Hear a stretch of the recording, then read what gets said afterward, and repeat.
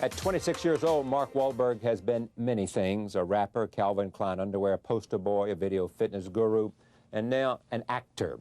He has appeared in such films as Basketball Diaries and Traveler, but it is his new film, Boogie Nights, that people like David Geffen are saying is going to make him a star. Starring Mark Wahlberg, he joins me now for a conversation about this film and about his career, and I'm very pleased to have him here. Welcome. Thank you, sir. Great to have you here. Thank you. Tell me how you feel about this, having all this, good things said about it, people talking about your performance, talking about the film, very good film critics liking it a lot. It feels wonderful. I mean, it's the first time that I've just felt great about something that I did. I mean, I've always, you know, in my other projects, I've liked one thing or another, but I never really got an opportunity to go out and act. It was always something about, you know, oh, Mark, the rapper, you know, let's put him in the rapper part or something like that. And it was just the first time that I got to go out there and do something that was versatile and demanding. And how did it come about for you? Accidentally. I am not a huge fan of the adult film industry, and of course, you know, when I first heard about the project, somebody just, you know, threw it in front of me as a movie about porn, and so I didn't read it and just kept hearing things about it, and finally I said, let me take a look at this thing, and I read it, and it was just phenomenal. But there were a lot of things in the film that I had vowed not to do because I was so busy getting away from the music and the underwear, and I had to sing, I had to dance, and I had to finally pull off my underwear. Yeah. And I didn't want to do it, but it just wasn't about that, so I got to kill a couple of birds with one stone. The character you play, tell me about him. Well, a child of the 70s. Yeah, he starts out as Eddie Adams, a very nice young kid who's just in search of love and obviously isn't getting it at home, and gets introduced to this whole other family and this whole other world, and becomes Dirk Diggler, and, you know, the classic, you know, crash and burn happens, and, you know, he just kind of gets back to Eddie and lets the one special thing that everybody is in love with him as far as his work goes take care of that, and he just takes care of Eddie. In preparation, you followed around a porn star. I didn't actually hung out with him follow him around. We went to a set of one adult film set.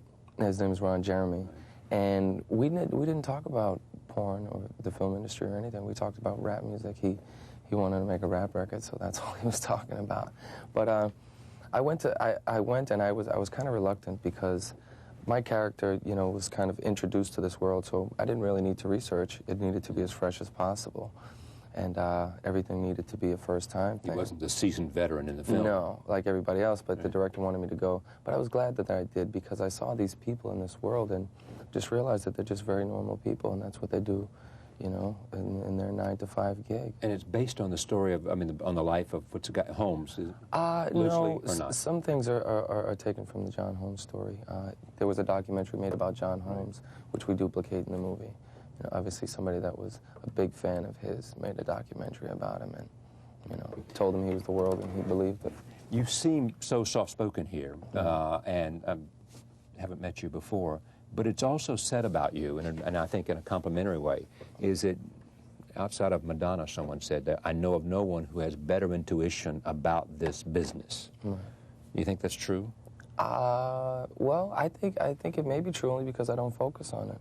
I just focus on my work. I've always wanted to just be in a good project with good people and make sure that I could be, you know, a part of the best possible material. I think filmmaker is by far the most important thing.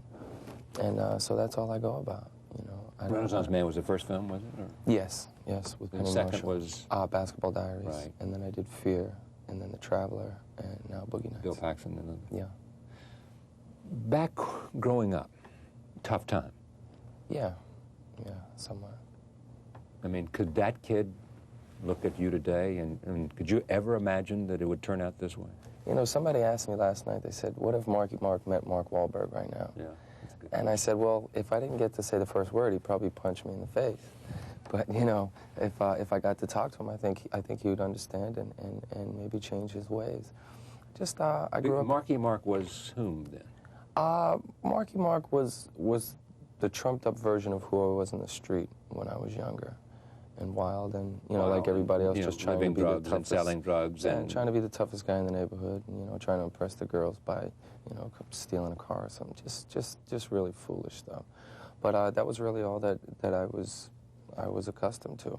And that's all that I could see, you know. And so you learned it on the street. Yeah, yeah. How'd you pull out of that? Well, I got incarcerated, like most people, and I think I was the only one who didn't like it. And I couldn't figure that out. Everybody was just so content with whether it would be the winter because it was cold outside and they go and get the free meals and everything else. And I just knew everybody, and it just looked like one of the corners in my neighborhood. And I said, wow, if I want anything else out of this life, I've got to start now.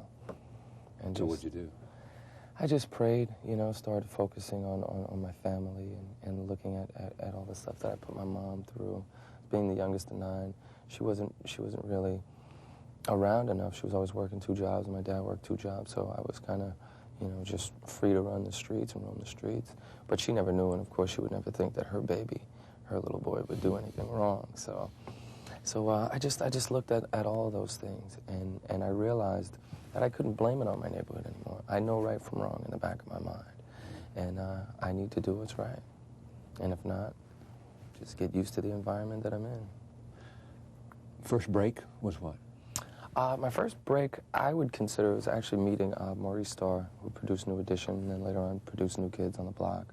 I was at a talent Your show. brother was in New Kids on the Block. Yeah, I was at a talent show, and then we met, and he wanted to make a rap record with me. And I was probably 12 or 13 at the time. And brought my brother, and we started getting involved together, and they wanted us to start singing and stuff like that, and it went from a rap thing to a really gimmicky, you know, just commercial, you know, very puppet-esque type of thing that I just didn't want to get involved with. And I thought, you know, the streets were great. I thought I was a superhero. People looked up to me. You know, it was cool. The older guys would let me get high with them and, you know, let me in their car and bring me in the bar and stuff like that. So I really didn't feel like that was positive at the time. That it was kind of like, you know, wimpy that they wanted me to sing and dance. And you say about drugs today? Thank God, thank God. And I just want to continue to, you know, especially, I think if people from places like I'm from can't see and can't get any sort of motivation or inspiration from what I'm doing or what I've done, yeah, then I feel like I failed. The idea is that if you can make it, anybody can make it because of how close you came to the... In any facet of life, not necessarily, you know, as an actor or a musician, but just as a good person, you know, and doing it for yourself. That's the only way it's going to happen. At some point, David Geffen saw you and recommended you to Calvin. Yeah. I assume that was as an artist. Where did he see you?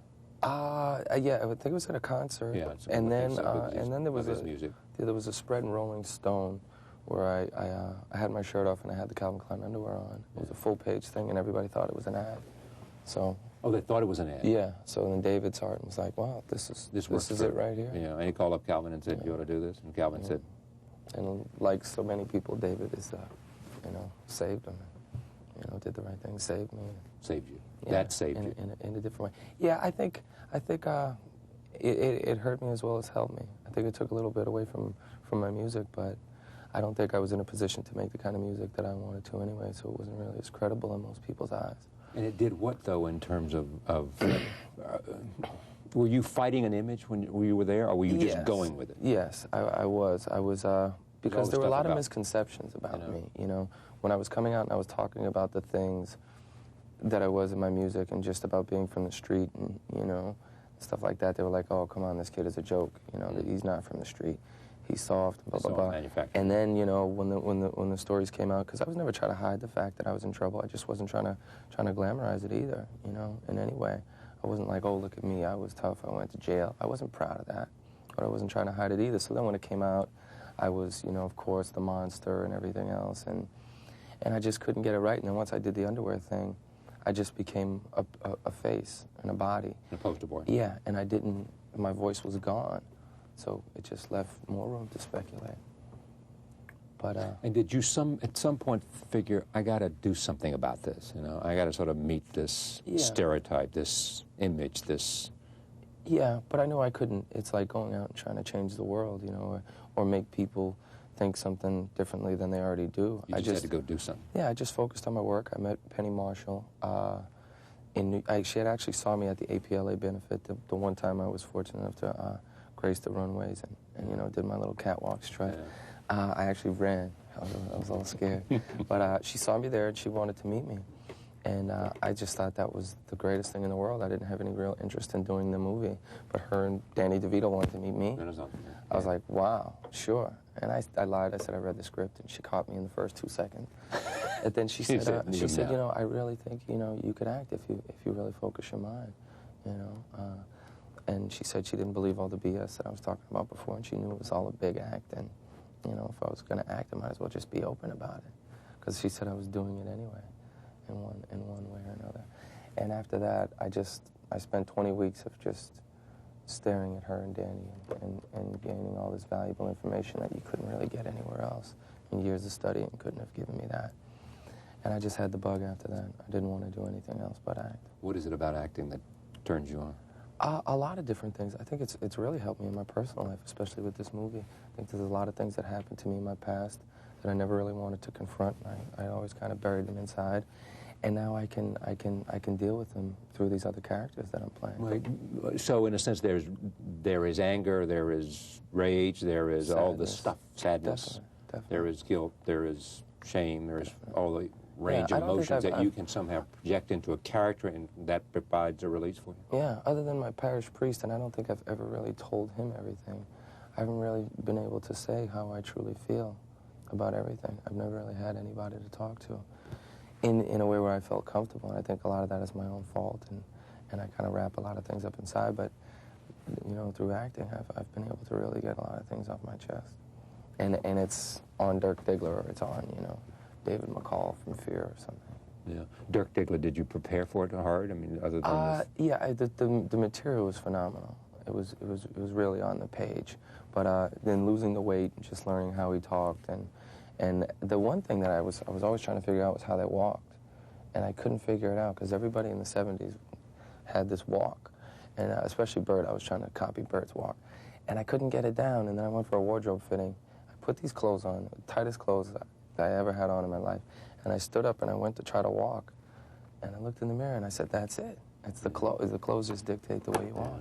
And you know, being in the valley and around, the cast was tremendous. I thought, you know, these people may, you know, expect me to come in there and prove myself, but they were definitely not that selfish. They were supportive. Oh yeah, and they knew I was already in the movie, so they had to make the best of it.